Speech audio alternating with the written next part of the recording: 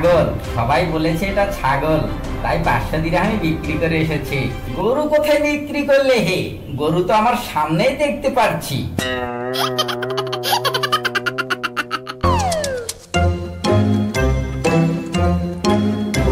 হুজুর, আপনি যেটাকে ছাগল বলে বিক্রি করতে দিয়েছিলেন ওটা আসলে ছাগল না, ওটা মুরগি।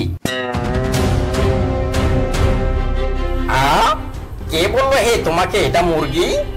বাজারে যাওয়ার পথে মুরগিটা চড়া দামে বিক্রি করে দিয়ে এসেছি 100 দিরহামে। আশেপাশের লোকজন সবাই বলছে আমি জিতে গেছি।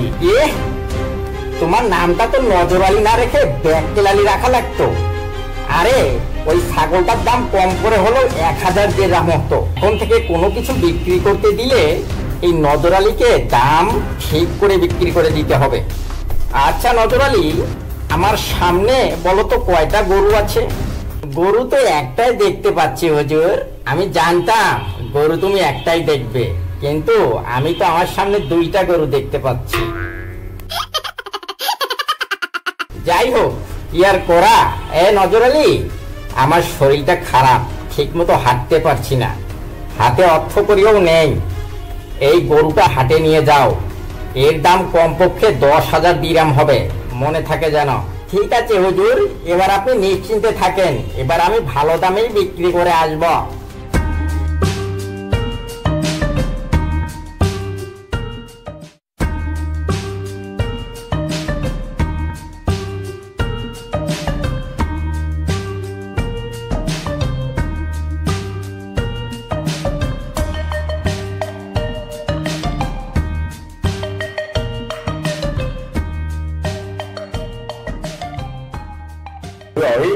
দেখ দেখ, আগের বার যাকে আমরা মুরগি বানিয়েছিলাম সেই মক্কেলটাকে আজ দেখলাম বাজারে গরু বিক্রি করতে যাচ্ছে।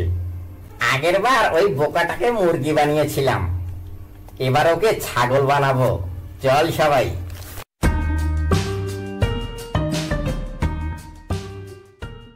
আরে ভাই, আপনি যে, আবার আপনার সাথে দেখা হয়ে গেল। আজ কি নিয়ে আসছেন বিক্রি করতে? জি, আবার আপনার সাথে দেখা হয়ে গেল। আজ আসছি গরু বিক্রি করতে।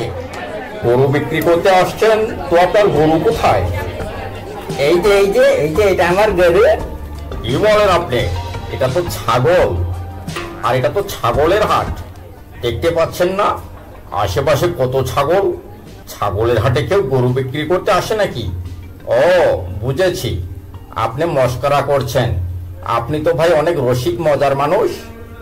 আরে না, কি বলেন, এটা ছাগল না তো, এটা গরু।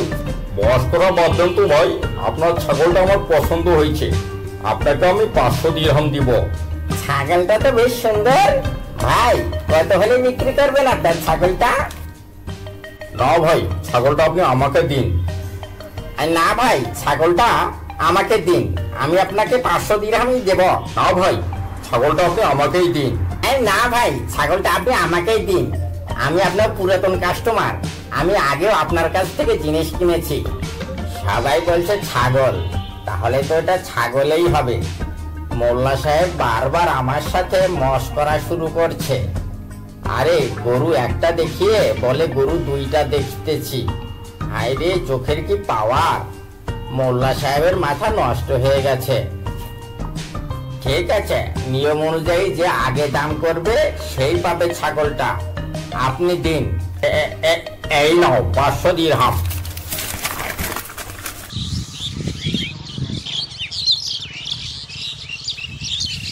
হে নজর আলী, গরু বিক্রি করতে পেরেছ? জি হুজুর, গরু বিক্রি করতে পেরেছি 500 দিরহামে। সবাই বলেছে আমি 500 দিরহামে বিক্রি করে অনেক লাভবান হয়েছি। হায় হায় সর্বনাশ, তুমি বলো কি হে? একটা গরুর দাম মাত্র 500 দিরহাম। এর দাম তো আমি বলেই দিয়েছিলাম 10,000 দিরহাম। আগে হুজুর, ওটা তো গরু ছিল না, ওটা তো ছাগল। সবাই বলেছে এটা ছাগল, তাই 500 দিরহামে বিক্রি করে এসেছি।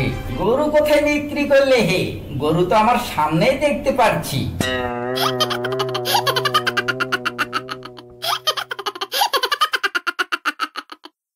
ওটা যে গরু নয় আর ওটা যে ছাগল সে কথা তোমাকে কে বললো হে নজর আলী? বাজারে সবাই বলছে ওটা গরু নয় ওটা ছাগল। ওখানে একজনের নাম বলতে শুনেছি, ওনার নাম হচ্ছে নজু শেখ। বুঝতে পেরেছি, এই বাটপার নজর আলীকে সাদাসিধে পেয়ে এবারও বেশ ঠকিয়েছে। আমিও দেখব এই বাটপার কত দূর যেতে পারে। এই তো গরুটার পেছনে কিছু স্বর্ণ মুদ্রা ঢুকিয়ে দিলাম, যাতে হাগু করলে স্বর্ণ মুদ্রা বের হয়। এইবার এই 3 বাটপারকে একটা উচিত শিক্ষা দেব। যাই, ওদের সামন দিয়ে যাই।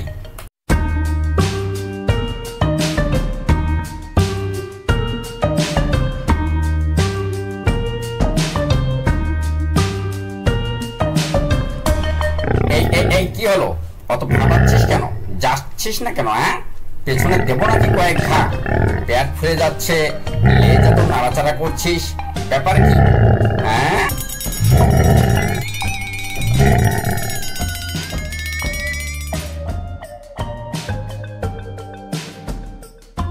ওই দেখ দেখ, আরে একই ইলাহি কাণ্ড!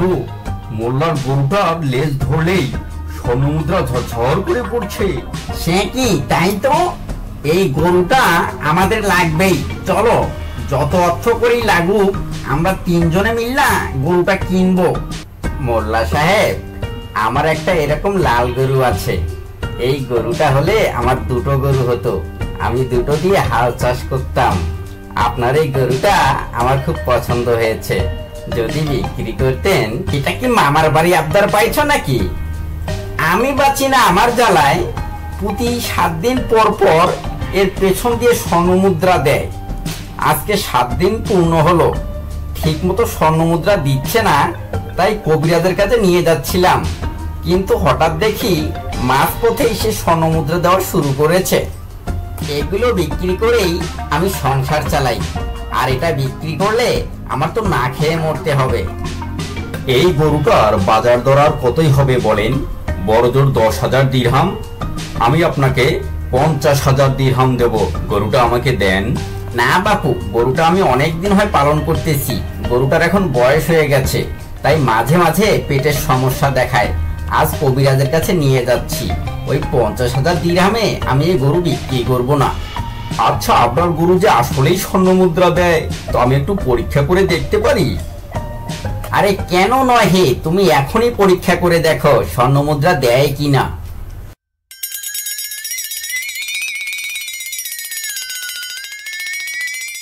ঠিক আছে মোল্লা সাহেব, আপনি আর জোরাজুরি কইরেন না। আমাদের কাছে মোটে 1 লক্ষ দিরহাম হবে। 1 লক্ষ দিরহাম দিচ্ছি, এই গরুটা দেন। গরুটা আমার খুব পছন্দ হয়েছে। কি যে করি, এত জোরাজুরি করছো, তাছাড়া হাতে অর্থ করেও নেই। এই স্বর্ণ মুদ্রাগুলো বিক্রি করতে আমাকে যেতে হবে বহু দূরে। তার চেয়ে বরং দাও, তোমার 2 লক্ষ দিরহাম দাও, আমার বাকি জীবনটা এটা দিয়েই পার হয়ে যাবে। তবে শর্ত একটা, গরুটার একটু ভালো করে যত্ন নিও। আরে মোল্লা সাহেব, আপনি কোনো চিন্তা কইরেন না, আমরা খুব ভালোভাবেই যত্ন নিব।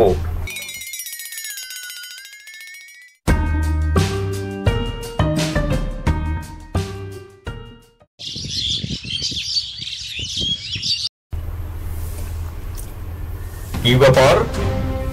আজকে 3 দিন 7 দিন 14 দিন হয়ে গেল, তবু এই গরুটা স্বর্ণ মুদ্রা দিচ্ছে না। মোল্লা সাহেবকে আমাদেরকে ঠকালো নাকি? আমাদের সব অর্থকরী তো মোল্লা সাহেব নিয়ে নিয়েছে, আমরা তো পথের ফকির হয়ে গেলাম। চল সবাই আজকে রাজার দরবারে এই মোল্লা নয় বিচার দিয়ে আসি।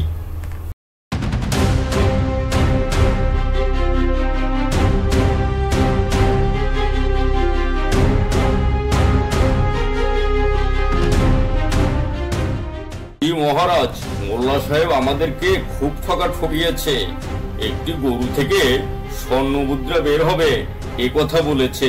আপনি এর ন্যায্য বিচার করুন। হে নাসিরউদ্দিন, শুনলাম তুমি নাকি এখনো মানুষকে ঠকিয়ে বেড়াচ্ছ। ঠকালাম কোথায় মহারাজ?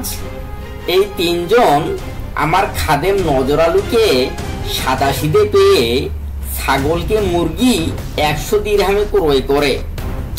একটা গরুও বিক্রি করতে দিয়েছিলাম, আর সেই গরুটাকে এরা ছাগল বলে 500 দিরহামে ক্রয় করে। আর আপনারা কি কেউ শুনেছেন গরুর পেছন দিয়ে কখনো স্বর্ণমুদ্রা বের হয়?